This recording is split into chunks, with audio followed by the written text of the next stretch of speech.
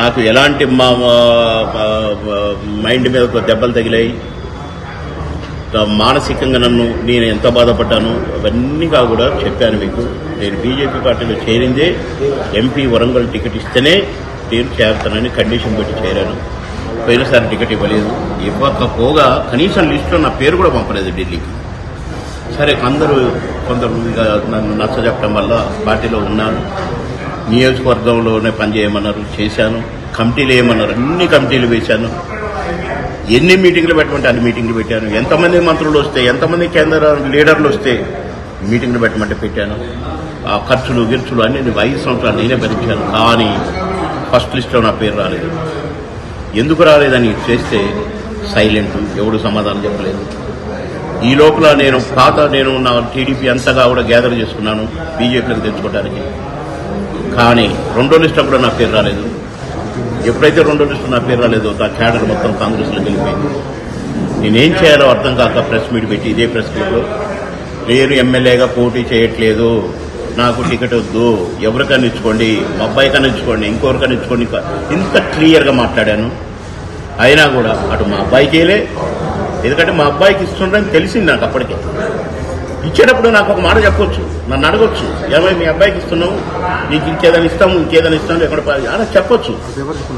5 సంవత్సరాలు నాకు ఏ పదవి ఇవ్వకపోగా, పార్టీ పదవి, ఏ నామినేటెడ్ పోస్ట్ ఇవ్వకపోగా, నాతో వెట్టి చాకరీ చేయించుకొని టికెట్ కూడా ఇవ్వకుండా 2వ లిస్టు వర్గాలు నాకు పేరు రానప్పుడు, నా వాళ్ళంతా కాంగ్రెస్లో చేరినప్పుడు నా ప్రెస్ మీట్ పెట్టిన తర్వాత మళ్ళా పిలిచి కన్విన్స్ చేసి ఆ ఎంపీ ఇంకా 5 నెలలు ఉంది, నువ్వు ఎంపీకి పోటీ చేద్దు కానీ ఇప్పుడైతే ఇది చెయ్యి అని మళ్ళీ కన్విన్స్ చేస్తే, ఇది చెయ్యి అది నీకే అని అంటేనే సరే పోటీ చేయడానికి పోయినా అడిగిపోతే నా వాళ్ళు ఎవరు లేరు.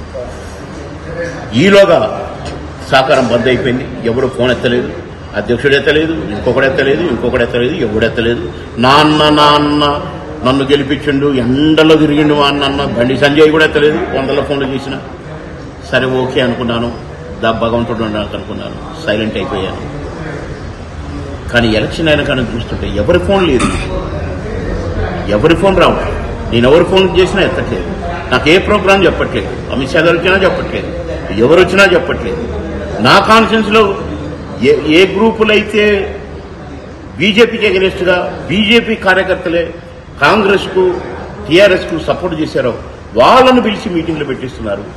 మీరైనా ఇక బాబు అని రాడు ఇక్కడికి అని చెప్తున్నారు. ఇవన్నీ చూసి నాకు మనసు కష్టమయ్యి ఇవాళ ఎట్లాగో ప్రెస్ క్లబ్కి వెళ్తున్నాను అని అనుకుంటున్నాను. ఇక అప్పుడు వారికి రమణ గారు చెప్పడం జరిగింది, ఇది అయిపోయిన తర్వాత నేను ప్రెస్ క్లబ్ మాట్లాడుకోవాలి, ఒకవేళ ఎవరన్నా అడిగితే నేను చెప్పాల్సి వస్తుంది కనుక నేనే ప్రిపేర్ అయితే కరెక్ట్ అని చెప్పాలనుకున్నా. రాజీనామా చేస్తున్నానని చెప్పిన బీజేపీలో నాకు ఎలాంటి సంబంధం లేదు, మెంబర్షిప్తో సహా అన్నిటినిగా కూడా నేను అన్నిటికీ రాజీనామా చేస్తున్నాను. నాకు పోవాలని చూశాను. బీజేపీ ఏ పార్టీ అయినా నా పార్టీ గెలవాలని చూస్తుంది, కానీ బీజేపీ ఓడిపోవాలి అని చూసే పార్టీని ఈ పార్టీనే చూస్తున్నాను, ఈ లీడర్లనే చూస్తున్నాను.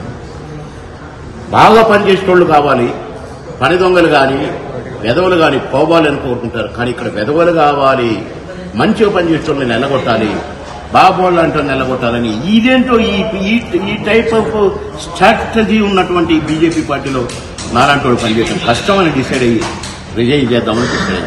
అంటే మీరు గతంలో ఇక్కడే ఈ స్టేజ్ మీద కూర్చొని గతంలో కూడా చెప్పారు, మీరు ఆరోపణలు చేశారు, మరి అప్పుడే రాజీనామా చేయకుండా ఇప్పుడే ఎందుకు చేశారు సార్?